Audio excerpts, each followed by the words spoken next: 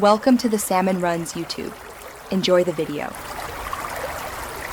In this video, I will explain how to calculate the iodine number. This crucial measurement helps us understand the degree of unsaturation in various fats and oils. Essentially, it tells us how many grams of iodine are absorbed by 100 grams of a sample. A higher iodine number indicates more double bonds within the fatty acid chains, which is vital for assessing quality and properties. We'll go through the entire process step by step, ensuring you grasp each component clearly. To accurately determine the iodine number, several key reagents and pieces of equipment are essential. First, you'll need Widge solution, which is iodine monochloride dissolved in glacial acetic acid.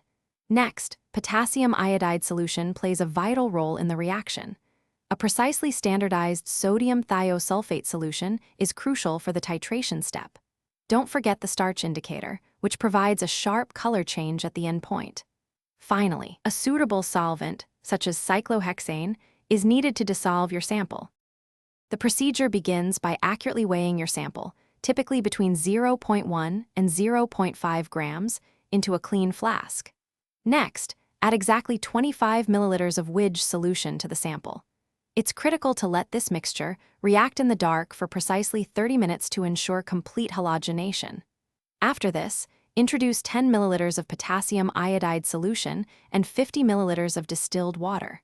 Finally, titrate the solution with standardized sodium thiosulfate until the blue color, formed with starch indicator, completely vanishes. Now for the calculation. The iodine number is determined by subtracting the sample titrant volume from the blank titrant volume, multiplying by the normality of the thiosulfate, and then by 126.9, which is iodine's molecular weight. Divide this by the sample weight in grams, then multiply by 1,000. This final number, expressed in grams of iodine per 100 grams of sample, directly reflects the degree of unsaturation. It's a vital parameter for assessing the quality, stability, and potential applications of fats and oils. Thanks for watching. Consider subscribing if we helped you.